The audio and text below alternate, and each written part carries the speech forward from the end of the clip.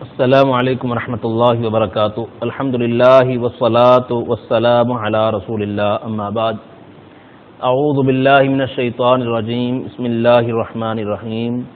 ان الذين يكفرون بآيات الله ويقتلون النبيين بغير حق ويقتلون الذين يأمرون بالقسط من الناس فبشرهم بعذاب أليم. أولئك الذين حبطت أعمالهم في الدنيا والآخرة وما لهم من ناصرين. آج کی کلاس کا آغاز سورہ عمران کی آیت نمبر 21 سے ہوگا انشاءاللہ تعالی. آیت کریمہ میں اللہ تبارک و تعالی فرماتا ہے بے شک وہ لوگ جو اللہ کی آیات کے ساتھ کفر کرتے ہیں وَيَقْتُلُونَ النَّبِيِّينَ بغیر حق، اور انبیاء کو ناحق قتل کرتے ہیں بغیر کسی وجہ کے. صرف ان کا قصور یہی ہے کہ وہ اللہ کی توحید کی دعوت دیتے ہیں. وَيَقْتُلُونَ الَّذِينَ يَأْمُرُونَ بِالْقِسْطِ مِنَ النَّاسِ، اور ان لوگوں کو قتل کرتے ہیں جو انہیں انصاف کا، عدل کا حکم دیتے ہیں. فَبَشِّرْهُمْ بِعَذَابٍ أَلِيمٍ، انہیں اللہ کی طرف سے جو دردناک عذاب ہے اس کی خبر دے دیں. أُولَئِكَ الَّذِينَ حَبِطَتْ أَعْمَالُهُمْ فِي الدُّنْيَا وَالْآخِرَةِ وَمَا لَهُم مِّن نَّاصِرِينَ. یہی لوگ ہیں کہ دنیا میں بھی اور آخرت میں بھی ان کے اعمال برباد ہو گئے. وَمَا لَهُم مِّن نَّاصِرِينَ، اور کوئی ان کا مددگار نہ ہوگا. آیت کریمہ سے یہ بات معلوم ہوئی کہ کفر ایک ایسا عمل ہے جس کی وجہ سے انسان کے سارے اعمال تباہ ہو جاتے ہیں، برباد ہو جاتے ہیں. خواہ بظاہر دنیاوی طور پر اس کے کچھ معاملات اچھے ہوں، جیسا کہ آج دیکھا جاتا ہے کہ بعض لوگ انسانی حقوق کے نام پر انسانوں پر خرچ تو کرتے ہیں. ایسی NGOs ہیں جو کام کر رہی ہیں اور لوگوں پر خرچ کرتے ہیں. کوئی دوائیوں پر خرچ کرتا ہے، کوئی کسی کی جو ہے کفالت کے تعلق سے بڑا پیسہ خرچ کرتا ہے، لیکن صحیح عقیدے کی دولت سے محروم ہے. عقیدہ خراب ہے یا بالکل ہی وہ اہل کفار میں سے ہے، تو لوگ کہتے ہیں کہ جناب یہ بڑے اچھے لوگ ہیں اور ان کی یہ خوبیاں ہیں، یہ صفات ہیں. یاد رکھیے جب عقیدہ خراب ہو تو یہ سارے اعمال غارت ہو جاتے ہیں، تباہ برباد ہو جاتے ہیں. قیامت کے دن ہبا منصورہ ہو جائیں گے، بالکل ناقابل شمار ہے، کچھ شمار نہیں ہوگا. دیکھیں نا اہل مکہ، فار مکہ تو کتنا عظیم ترین کام ہے کہ بیت اللہ کی خدمت کرتے تھے، حاجیوں کی خدمت کرتے تھے. لیکن کیا وہ بیت اللہ کی خدمت یا حاجیوں کی خدمت ان کے کسی کام آئے گی آخرت کے دن؟ نہیں. کیوں؟ کیونکہ جو بنیادی کام ہے عقیدے کا، وہ اس عقیدے کی دولت سے محروم تھے. اسی لیے یہ ان کا کفر ایسا ہے کہ ان کے سارے اعمال کی تباہی کا سبب بن جاتا ہے. الم تر الی الذین اوتوا نصیبا من الکتاب یدعون الی کتاب اللہ، کیا آپ نے نہیں دیکھا ان لوگوں کو جنہیں کتاب میں سے ایک حصہ دیا گیا. یدعون الی کتاب اللہ، اب وہی لوگ جنہیں حصہ دیا گیا تھا، جنہیں جو اہل کتاب میں سے شمار ہوئے، یہود یا عیسائی، تو پھر جب بعد میں کتاب آئی اس کی طرف انہیں جب حکم دیا جاتا ہے، بلایا جاتا ہے، یدعون الی کتاب اللہ لیحکم بینہم، تاکہ یہ کتاب ان کے درمیان فیصلہ کرے. ثم یتولی فریق منہم وہم معرضون، پھر ایک گروہ ان میں سے پھر جاتا ہے، منہ موڑ لیتا ہے، اعراض کرتا ہے. ذالک بانہم قالوا، اور کیوں وہ اس بات کو قبول نہیں کرتا؟ وجہ کیا ہے؟ کیوں اس نے کتاب اللہ کی بات کو قبول نہ کی؟ اس لیے کہ وہ لوگ یہ سمجھتے ہیں کہ لن تمسنا النار الا ایاما معدودات، کہ ہمیں آگ نہیں چھوئے گی، ہم اللہ کے شہیدے ہیں، ہم آگ سے بچ جائیں گے، محفوظ رہیں گے. اگر ہمیں آگ نے چھوا بھی تو وہ ہم جہنم میں گئے بھی تو صرف چند دن جائیں گے. وغرہم فی دینہم ما کانوا یفترون، اور یہ ان کی اپنی بنائی ہوئی کھڑی ہوئی باتیں، انہی باتوں نے انہیں دھوکے میں ڈال دی ہے. کوئی ان کے پاس دلیل نہیں ہے اس دعوے کی، صرف اپنی بنائی ہوئی گھڑی ہوئی باتیں، اور اسی بنیاد پر وہ ایسا دھوکے میں جو ہے وہ ڈال دیے گئے کہ اسی کو اصل مان لیا، اور اب وہ کتاب اللہ کی اس دعوت کو قبول کرنے کے لیے تیار نہیں. فَكَيْفَ إِذَا جَمَعْنَاهُمْ لِيَوْمٍ لَا رَيْبَ فِيهِ، آج تو اس طرح کی باتیں من گھڑت باتوں میں، یہ من گھڑت باتیں جو ہوتی ہیں نا، یہ انسان کو اسی طرح سے تباہ برباد کر دیتی. اسی لیے انسان کو قرآن سنت کو اپنانا چاہیے. آج بھی کچھ نام نہاد مسلمان اسی قسم کی من گھڑت باتوں پر جو ہے نا وہ اعتماد کیے کہ فلاں ہمیں بچا لے گا جی، اور مشہور کی جاتی ہیں ایسی باتیں. دیکھو جی فلاں پیر نے جو ہے وہ روحوں کو زندہ کر دیا اپنے ایک مرید کو بچانے کے لیے. فلاں پیر نے آ کر قبر میں آ کر مرید کو کلمہ سکھلا دیا اور سوال و جواب کے معاملے میں آسانی کروا دی. قدیم دور کے نامور ایسی شخصیات تو دور کی بات، دور حاضر میں اس طرح کی ویڈیوز آ گئیں کہ ایک شخص جو ہے وہ ایک عالم ہے، اپنا ایک تعارف رکھتا ہے، ایک حلقہ احباب رکھتا ہے، اس کے بارے میں ویڈیو دیکھی گئی کہ وہ اپنے ایک مرید کو، یعنی کہ جس کو دفنایا جا رہا ہے، دفنانے کے بعد قبر کے باہر کھڑے ہو کر سوالات کے جوابات بتلا رہا ہے کہ من ربک کا جواب یہ ہے، اور اب تم سے سوال ہو رہا ہے کہ تمہارا دین کون سا ہے، اس کا جواب یہ ہے انا للہ و انا الیہ راجعون. یہ وہ چیزیں جو من گھڑت چیزیں ہیں. یاد رکھیے اللہ کے عذاب سے دنیا کی کوئی طاقت نہیں بچا سکتی. جس نے جو کیا ہوگا اس کو اس کا پورا صلہ ملے گا، جیسا کہ اللہ تبارک و تعالیٰ اس آیت میں بھی یہ بات بیان فرما رہا ہے کہ فَكَيْفَ إِذَا جَمَعْنَاهُمْ لِيَوْمٍ لَا رَيْبَ فِيهِ، کیا حال ہوگا جب ہم نے اس دن جمع کریں گے جس کے واقع ہونے میں کوئی شک نہیں ہے. وَوُفِّيَتْ كُلُّ نَفْسٍ مَا كَسَبَتْ، ہر شخص کو اس کے اعمال کا پورا صلہ ملے گا. وَهُمْ لَا يُظْلَمُونَ، اور ان پر ظلم نہ کیا جائے گا. قُلِ اللَّهُمَّ مَالِكَ الْمُلْكِ تُؤْتِي الْمُلْكَ مَن تَشَاءُ. اللہ اکبر. اے پیغمبر علیہ الصلوۃ والسلام آپ فرما دیں اللہم مالک الملک تؤتی الملک من تشاء، اللہ تو بادشاہوں کا بادشاہ ہے، جسے چاہتا ہے تو بادشاہت عطا فرماتا ہے. وتنزع الملک ممن تشاء، اور جس سے چاہتا ہے تو بادشاہت کو چھین لیتا ہے. وتعز من تشاء وتذل من تشاء، جسے چاہتا ہے تو عزت عطا فرما دیتا ہے. وتذل من تشاء، اور جسے چاہتا ہے تو ذلت دیتا ہے. بیدک الخیر، تیرے ہاتھ میں خیر ہے. انک علی کل شیء قدیر، بے شک تو ہر چیز پر قادر. تو بادشاہت دینے والا اللہ تبارک و تعالی ہے، وہ جسے چاہتا ہے یہ بادشاہت عطا فرماتا ہے، اور جس سے چاہتا ہے یہ بادشاہت کو چھین لیتا ہے. نبوت بھی اللہ جسے چاہے عطا فرما دے اور جسے چاہے اس نبوت کو چھین لے. اور اسی طرح عزت بھی اللہ تعالیٰ جسے چاہے دے، نبوت کی شکل میں، علم کی شکل میں. فرشتوں نے یہ عرض کی اللہ کے سامنے، اللہ ایسی مخلوق پیدا کرنے کی کیا ضرورت ہے جو خون بہائے، قتل و غارت کرے. اللہ فرماتا ہے جو میں جانتا ہوں تم نہیں جانتے.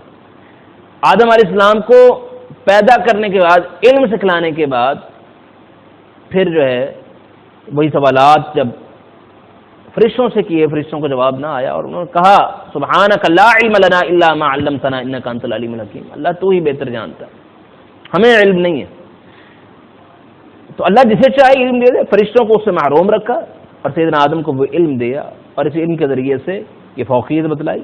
اور یہ اصول نبی کریم صلی اللہ علیہ وسلم کے بارے میں الفاظ ہیں وَعَلَّمَكَ مَا لَمْ تَكُنْ تَعْلَمُ، آپ کو وہ علم دیا جو آپ کو علم نہیں تھا.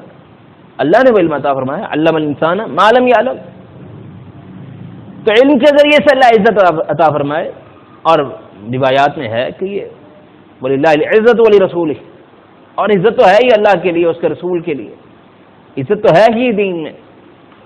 تو لہذا جو شخص اس دین کو اپنا لیتا ہے گویا کہ وہ عزت کا جو ہے حقدار بن گیا، دنیا میں بھی اور آخرت میں بھی.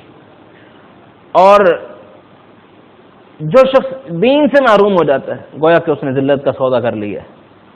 پھر عذاب مہین ایسے شخص کا جو ہے وہ انجام ہوگا. عذاب مہین رسوا کر دینے والا، ذلیل کر کے رکھ دینے والا.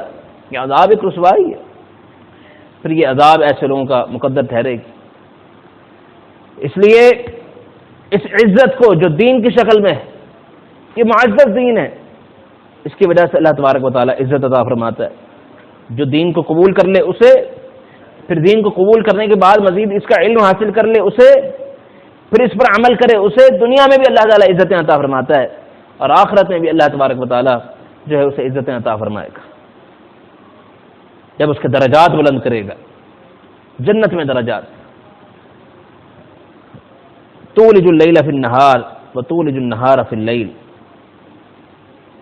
اور تو یہ اللہ تو دن کو رات کو دن میں اور دن کو رات میں داخل کرنے والا ہے. وتخرج الحی من المیت وتخرج المیت من الحی، تو زندہ کو مردہ سے اور مردہ کو زندہ سے پیدا کرنے والا ہے. وترزق من تشاء بغیر حساب، اور جسے چاہتا ہے تو بغیر حساب کے رزق دیتا ہے. لا يتخذ المؤمنون الکافرین اولیاء من دون المؤمنین.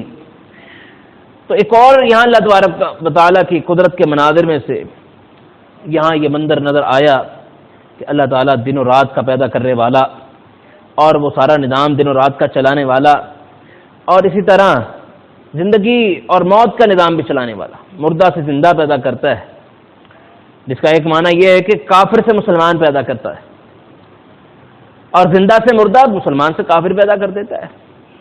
اور ایک معنی یہ ہے کہ مردہ سے زندہ، یعنی مردہ جو نطفہ ہے اس سے زندگی پیدا کرتا ہے، ایک انسان کی صورت میں یا حیوان کی صورت میں، اور پھر اس سے مزید آگے نطفے کا سلسلہ بڑھاتا ہے، زندہ سے مردہ پیدا کرتا ہے.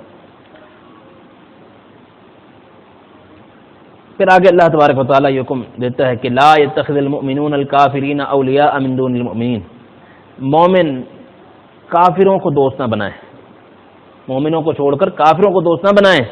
ومن يفعل ذلك فليس من الله في شيء، اور جو یہ کام کرے گا پھر اللہ کی طرف سے وہ کسی چیز میں نہیں ہے. الا ان تتقوا منهم تقاتا، مگر یہ کہ ان سے بچنے کے لیے تم اس طرح کا تعلق جوڑ لو. ويحذركم الله نفسه، اللہ اپنے آپ سے تمہیں ڈراتا ہے. والى الله المصير، اور اللہ کی طرف تمہیں لوٹ کر جانا ہے.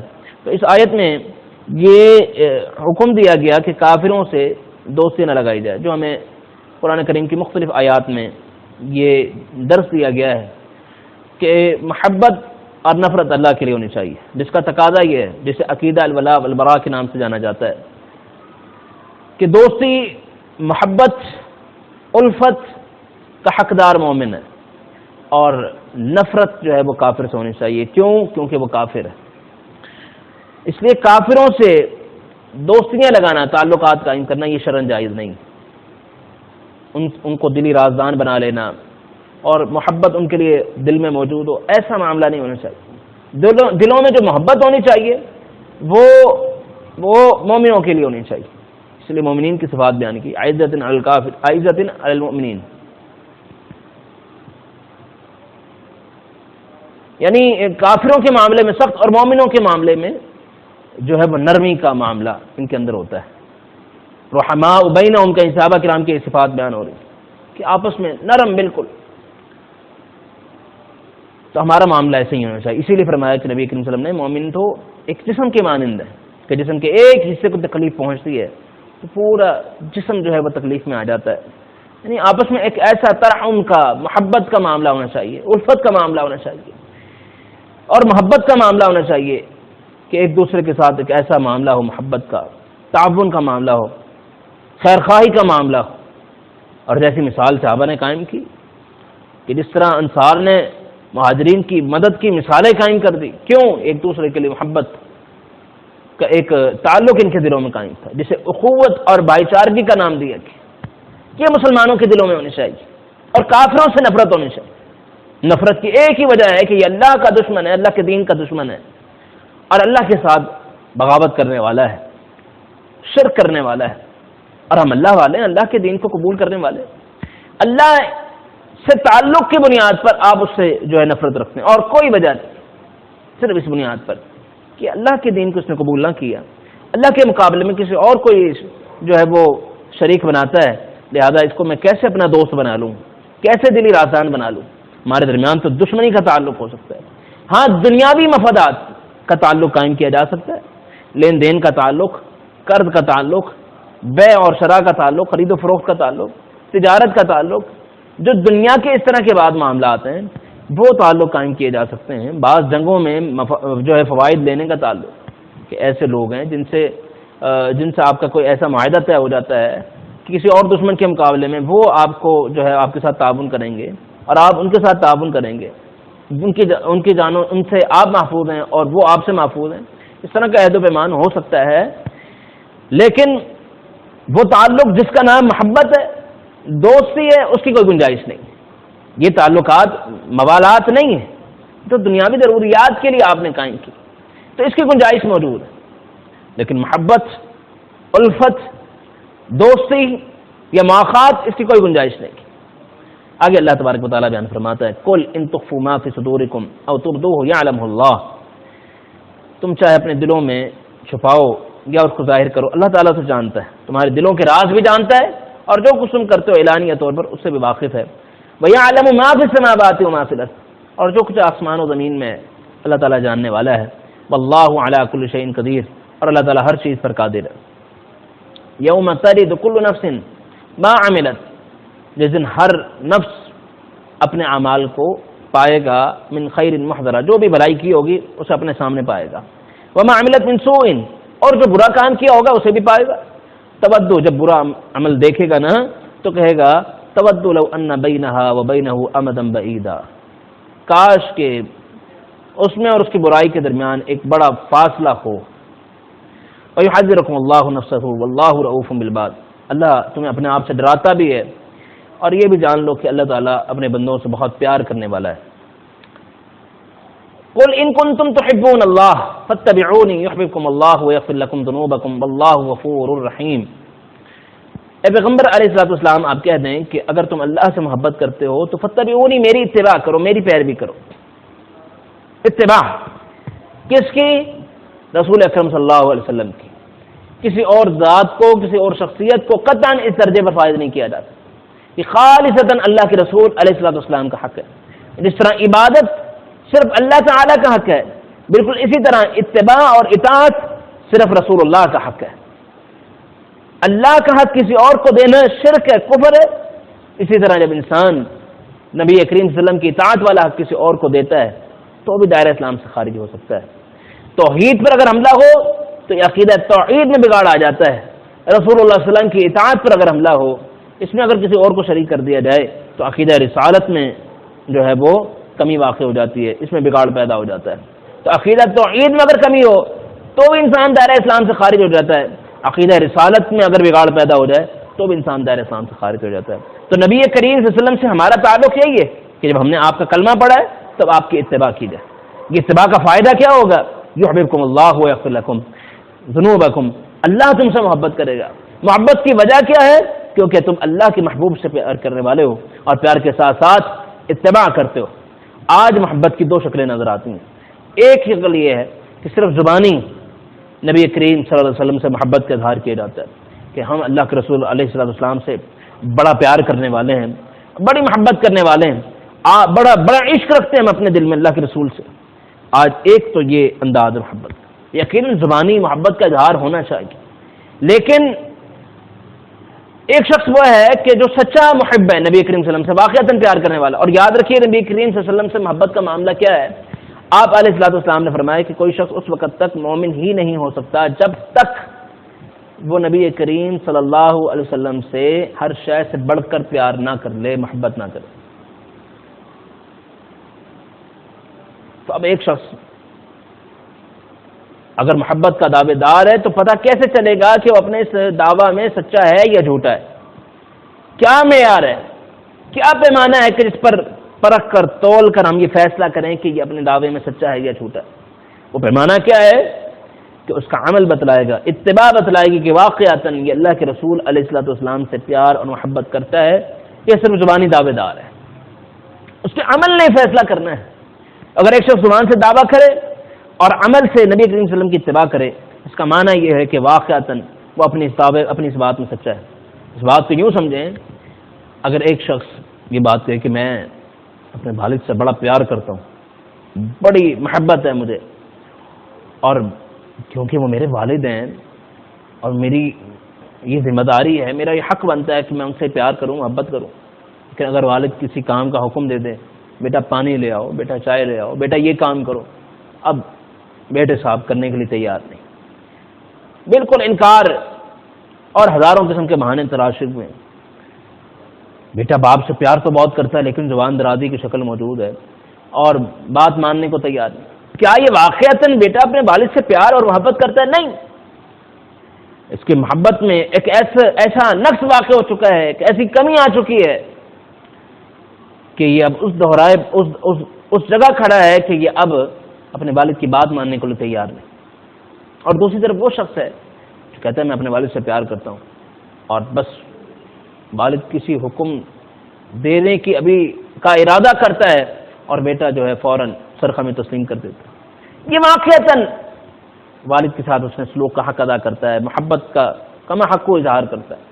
بالکل ہم اسی طرح پر رکھ سکتے ہیں جس طرح آج ہم اپنے معاشرے میں فیصلہ کر لیتے ہیں بآسانی کہ کون اپنے والدین کے ساتھ اچھا سلوک کرنے والا ہے، کون نہیں ہے، کون صرف زبانی دعوے دار ہے، کون واقعتاً حقیقی طور پر اس میں سلوک کا حق ادا کرتا ہے. بالکل اسی طرح ہم نبی کریم صلی اللہ علیہ وسلم سے بھی محبت کو پیشان لیتے ہیں. کون اللہ کے رسول علیہ الصلوۃ والسلام سے حقیقی محبت کرتا ہے؟ کون کرتا ہے؟ جو اللہ کے رسول علیہ السلام کی اطاعت کرتا ہے. آپ نے جو حکم دیا ہے وہ کرتا جا رہا ہے. نماز پڑھ رہا ہے کیوں؟ کیونکہ اللہ کے رسول علیہ السلام نے حکم دیا. پھر ویسی نماز پڑھ رہا ہے جیسے اللہ کے رسول نے پڑھی. کیوں؟ کیونکہ وہ نبی کریم صلی اللہ علیہ وسلم سے محبت کرتا ہے. آپ کا اس نے کلمہ پڑھا ہے. وہ روزے رکھ رہا ہے کیوں؟ کیونکہ اللہ کے رسول کا حکم ہے اور ویسے روزے رکھ رہا ہے جیسے اللہ کے رسول نے حکم دیا ہے. وہ زکوٰۃ دے رہا ہے، وہ صدقات دے رہا ہے، وہ حج کر رہا ہے، وہ عمرہ کر رہا ہے، تمام نیکیوں کو اپنا رہا ہے. کیوں؟ کیونکہ اللہ کے رسول کا حکم ہے. اس کا چہرہ میرے پیغمبر کی طرح ہے، اس کا لباس اللہ کے رسول کی طرح ہے، اس کے گھر میں اسلام داخل ہے، اس کے گھر سے نبی کریم صلی اللہ علیہ وسلم سے محبت کی خوشبو آتی. واقعات اس نے اللہ کے رسول علیہ السلام کی سنت کو سینے سے لگایا ہوا. اور دوسری طرف ایک شخص اللہ کے رسول سے محبت تو کرتا ہے مگر نہ اس کا چہرہ اس بات کی گواہی دیتا ہے، نہ اس کا لباس اس بات کی گواہی دیتا ہے، نہ اس کے گھر سے اللہ کے رسول کی محبت کی خوشبو نظر آتی ہے کہ اس نے اللہ کے رسول کی سنت کو گھر میں جو ہے وہ نافذ کیا ہوا ہو. نہ نماز نظر آتی ہے، نہ روزہ نظر آتا ہے. تو ایسا شخص اگر محبت کا دعوے دار ہے، نہ عقیدہ اللہ کے رسول جیسا، اس کا معنی یہ ہے کہ صرف زبانی دعویٰ ہے اور اتباع سے یہ بہت دور کھڑا ہے. پھر ایسا شخص بڑے ہی خسارے کا سودا کرتا ہے. اس کو اللہ سے ڈرنا چاہیے اور اپنی اصلاح کرنی چاہیے. تو بہرحال یہاں اتباع کا حکم دیا گیا، فاتبعونی یحببکم اللہ، تم میری اتباع کرو، میری پیروی کرو، اللہ تم سے محبت کرے گا، ویغفر لکم ذنوبکم، اور تمہارے گناہوں کو معاف کر دے گا، واللہ غفور رحیم، اور اللہ تعالیٰ بخشنے والا رحم کرنے والا ہے. قل اطیعوا اللہ والرسول، اے پیغمبر علیہ السلام آپ فرما دیں تم اللہ کی اطاعت کرو اور اس کے رسول کی. فإن تولوا فإن اللہ لا يحب الکافرین، اگر تم نے اعراض کیا تو اللہ کافروں کو پسند نہیں کرتا. ان اللہ صفا آدم ونوحا وآل ابراہیم وآل عمران علی العالمین، اسی آیت کی بنیاد پر اس سورت کا نام آل عمران، کہ اللہ تعالیٰ نے آدم علیہ السلام کو، نوح علیہ السلام کو اور آل ابراہیم کو اور عمران کی آل کو چن لیا تمام جہانوں پر. آل عمران جو ہے وہ بنی اسرائیل میں دو گزرے ہیں، ایک موسیٰ اور ہارون علیہ السلام کے والد اور ایک سیدہ مریم کے والد. یہاں بہرحال اکثر مفسرین کی رائے کے مطابق مریم علیہ السلام کے والد ہی مراد ہے. ان کو چن لیا، یعنی ان کی پھر خاندان سے سیدہ مریم کو جو عزت عطا فرمائی، اور پھر مریم علیہ السلام کے بطن سے سیدنا عیسیٰ علیہ السلام کو پیدا کیا اور ان کو نبوت عطا فرمائی. آگے اللہ تبارک و تعالیٰ فرماتا ہے ذریۃ بعضھا من بعض واللہ سمیع علیم، چنا اس طرح سے کہ پھر ایسی نسل، ایسی اولاد کی جن کا ان کے بعد سے ہے، ایک دوسرے سے پیدا ہونے والی اولاد، وہ اللہ تبارک و تعالیٰ نے پیدا کی. واللہ سمیع علیم، اور اللہ تعالیٰ سننے والا جاننے والا ہے. اذ قالت امرأة عمران رب انی نذرت لک ما فی بطنی محررا فتقبل منی انک انت السمیع العلیم، جب عمران کی بیوی نے یہ نظر مانی کہ اے اللہ، اے میرے رب، میں نظر مانتی ہوں کہ جو میرے پیٹ میں ہے، کیونکہ وہ حالت حمل میں تھیں، وہ محررا، وہ تیرے لیے وقف ہے، فتقبل منی، بس میری اس دعا کو قبول کر لینا، انک انت السمیع العلیم، بے شک تو سننے والا جاننے والا ہے. فلما وضعتها قالت رب انی وضعتها انثى، جب پیدائش ہوئی تو بیٹے کی پیدائش نہ ہوئی، جس کے بارے میں یہ نظر مانی تھی کہ وہ اللہ تیری راہ میں وقف کر دوں. پیدا ہوا تو بیٹی پیدا ہوئی. واللہ اعلم بما وضعت، اور اللہ زیادہ جانتا ہے کہ کیا پیدا ہوا. ولیس الذکر کالانثی، اور مذکر مؤنث کی طرح نہیں ہوتا.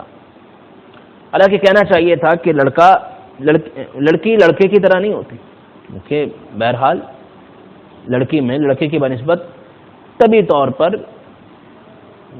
نقص موجود ہے، لیکن یہاں لیس ذکر کالانثی کہہ دیا، یعنی یعنی بظاہر تو کہنا چاہیے تھا کہ لڑکی لڑکے جیسی نہیں، مگر الٹ فرمایا، یعنی اللہ فرماتے ہیں کہ وہ لڑکا جو عمران کی بیوی کے ذہن میں تھا اس لڑکے جیسا نہیں، خاص لڑکا مراد، کہ وہ لڑکا اس لڑکی جیسا نہیں ہو سکتا، اس لڑکی کو اللہ نے یقیناً شان عطا فرما دی۔ اسی لیے پھر اس لڑکی کا نام فرماتی ہیں کہ وَإِنِّي سَمَّيْتُهَا مریم، میں نے اس کا نام مریم رکھا، وَإِنِّي أُعِيذُهَا بِكَ وَذُرِّيَّتَهَا مِنَ الشَّيْطَانِ الرَّجِيمِ، اور اے اللہ میں اسے تیری پناہ میں دیتی ہوں، شیطان جو کہ مردود ہے، دھتکار دیا گیا ہے، اس کے شر سے اللہ میں تیری پناہ میں دیتی ہوں۔ یہی وجہ ہے کہ نبی کریم صلی اللہ علیہ وسلم نے فرمایا کہ ہر بچہ جب پیدا ہوتا ہے تو وہ شیطان اسے چھوتا ہے، جس کی وجہ سے وہ چیخ کر رونے لگتا ہے، لیکن مریم اور ان کے بیٹے عیسیٰ علیہ السلام کو اللہ نے بچا لیا شیطان کے اس شر سے۔ تو جس دن یہ پیدائش ہوئی اسی دن انہوں نے مریم نام رکھ دیا۔ نبی کریم صلی اللہ علیہ وسلم نے بھی اسی دن اپنے بیٹے کا نام ابراہیم رکھ دیا تھا، ابراہیم علیہ السلام کے نام پر۔ تو اس سے یہ استدلال کیا جاتا ہے کہ اسی دن بچے کا نام رکھا جا سکتا ہے، ورنہ 7ویں دن بالآخر رکھنا، یوں سمجھ لیں وہ عقیقہ کرنا اور نام رکھنا وہ بھی ثابت ہے، اور پہلے دن اگر کوئی شخص رکھتا ہے تو یہ بھی صحیح ہے۔ فتقبلها ربها بقبول حسن وانبتها نباتا حسنا، اللہ نے اسے اچھی قبولیت کے ساتھ قبول کیا، وانبتها نباتا حسنا، اور اس لڑکی کی اچھی پرورش کی، وکفلها زکریا، اور زکریا علیہ السلام کو ان کا کفیل بنا دیا۔ کلما دخل علیہا زکریا المحراب، جب بھی زکریا علیہ السلام اپنے اس کمرے میں داخل ہوتے جہاں وہ عبادت کیا کرتے تھے، وجد عندها رزقا، مریم علیہ السلام کے پاس جو ہے وہ رزق پاتے اللہ کی طرف سے، بے موسمی پھل ہیں، اور پوچھتے یا مریم انا لک ھذا، یہ کہاں سے آیا؟ قالت هو من عند اللہ، وہ جواب دیتے ہیں کہ اللہ کی طرف سے، اللہ کی طرف سے، میرا کوئی کمال نہیں۔ جو اللہ والے ہوتے ہیں وہ نعمتوں کی نسبت اللہ کی طرف کرتے ہیں۔